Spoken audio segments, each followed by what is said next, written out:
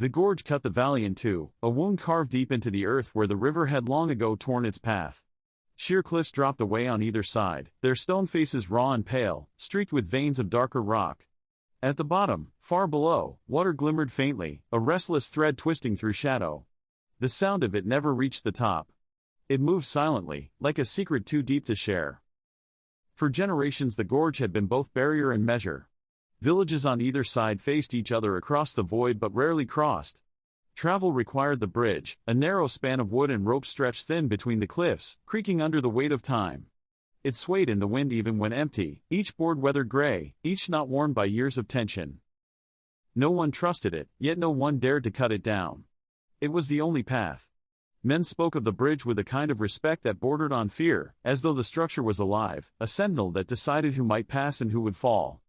Some said it groaned differently when liars crossed it, that its ropes tightened when men carried secrets. Others said it trembled at night for no reason, as though the gorge itself was trying to shake it free. That evening, the sky hung heavy with clouds, the air dense with silence. Travelers gathered at the edge of the gorge but did not step forward. They waited, eyes on the boards that stretched over the void, listening for the sound of wind or water, anything to assure them the earth was still as it should be. But nothing moved. The gorge lay breathless, a wound holding its silence close. The cliff stood sharp, unbroken. The bridge waited, its ropes pulled taut against emptiness. And though no one could yet see it, high above on the stone ridge, something had already arrived. A shape crouched against the sky, muscles coiled beneath tawny fur, its eyes fixed downward with the patience of a creature that never rushed. The gorge belonged to stone and silence. But the moment the cougar sat above it, the waiting changed. The bridge stretched across the gorge like a scar too fragile to heal.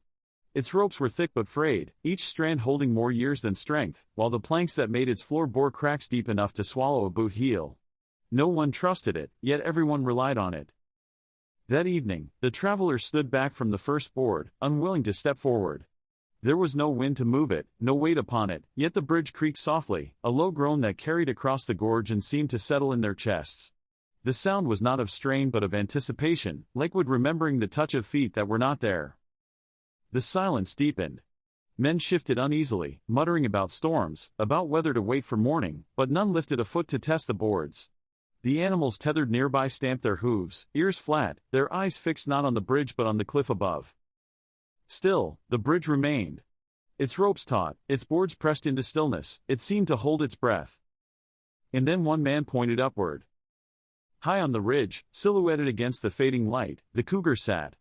Its body was low to the stone, tail curled loosely around its paws, its head tilted downward as though studying every knot, every crack, every man too hesitant to move. The bridge groaned again, louder this time. The travelers flinched. No weight had touched it, no wind had stirred it, yet the ropes quivered. The sound spread across the gorge, deeper than before, echoing against the stone. The men whispered, voices thin, asking if it was omen or trick of the ear. But each time they fell silent, the bridge made another sound, as though answering them. The cougar did not move. It only watched, golden eyes fixed on the span below. And the bridge, though empty, waited with it. As if the two were bound, one above and one below, holding the gorge between them. The cougar remained crouched on the ridge, perfectly still, a shadow given weight and eyes. Its fur caught the last pale light of evening, tawny blending into stone, until only the faint rise and fall of its breath betrayed that it was alive. Yet to the men below, it felt less like an animal and more like a presence. It did not pace as a predator might. It did not tense to leap or coil for a strike. It simply sat, its tail curled across its paws, gaze steady upon the bridge that stretched beneath it. The distance between ridge and span was too great for any leap, yet every man who looked upward felt that the cougar already touched the bridge. None of them spoke loudly. Their words thinned into mutters, barely more than breath, but even those scraps of sound seemed to carry too far. Every whisper returned, bouncing off the cliffs, magnified until it felt like the mountain itself was repeating them. The men lowered their voices further, as though afraid to draw the animals' eyes. The bridge creaked again. It swayed a fraction, ropes quivering in still air. No one had stepped onto it. No gust of wind had stirred. And yet it moved. The men stepped back as one, pulling their animals with them, but their retreat made no difference. The bridge shuddered as though touched by invisible weight. Still the cougar did not move. The watchers felt their fear harden into something heavier than panic. It was not the fear of teeth or claws. It was the fear of order itself being shifted, of stone and rope obeying not their own nature but the will of a creature that sat above them in silence. The gorge no longer belonged to men, nor even to the mountain. It belonged to the cougar, who had claimed the heights without moving a muscle. The gorge had always carried wind.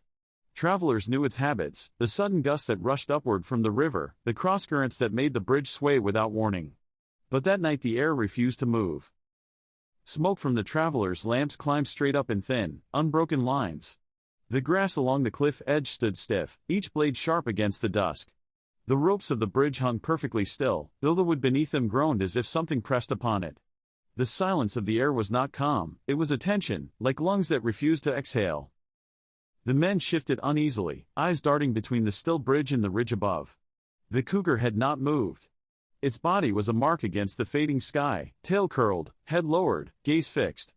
The animal breathed, yet the air did not answer. Each rise of its chest seemed to claim the wind for itself, holding it tight, refusing to let it pass through the gorge.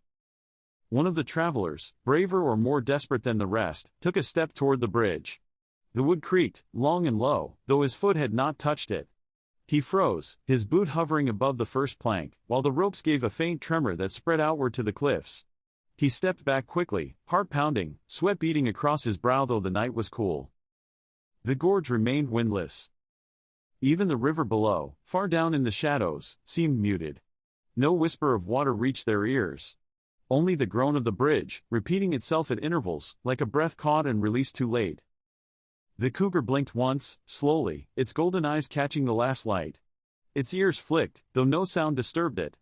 Still it did not rise. Still it did not move. And so the wind stayed locked in place, the gorge holding itself taut. It was as if the mountain itself had chosen to wait for the animal to decide whether air would move again. The men could not take their eyes from the bridge. It hung across the gorge as it always had, ropes dark with age, boards grayed and cracked from countless seasons. Yet tonight it was different. The ropes twitched. Not from weight. Not from wind.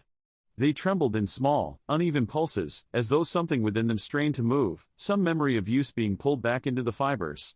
Each vibration shivered along the length of the bridge, rope to rope, board to board, until the whole span seemed to hum faintly with a rhythm no man had made. The travelers stared, their fear sharpening into silence.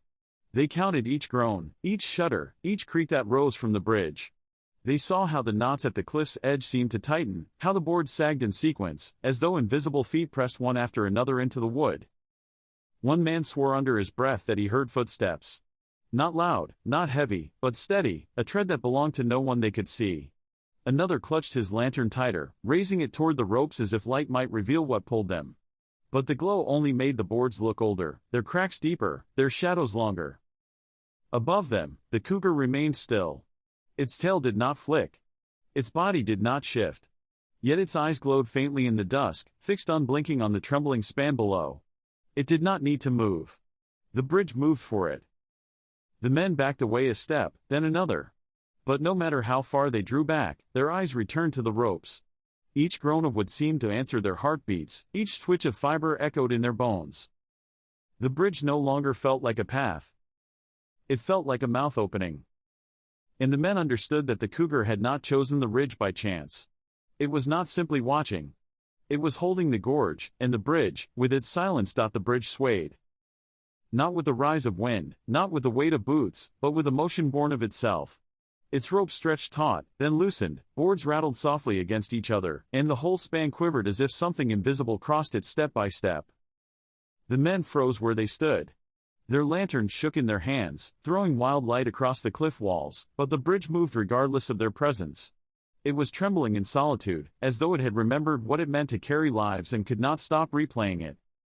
A plank creaked loudly, sharp enough to cut through the silence of the gorge. Another followed, groaning under strain, though no weight pressed upon it.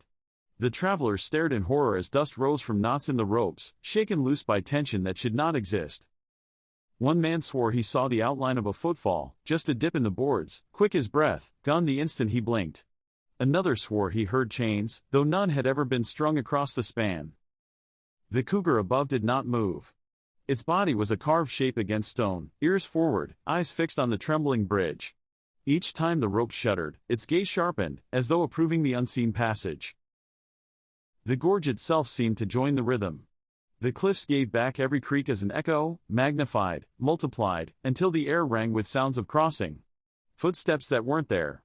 Weight that belonged to no one alive. The men backed further away, pressed to the cliffside, unwilling even to whisper. Their fear was no longer of falling, it was of being heard by whatever moved unseen across the ropes. The bridge trembled alone.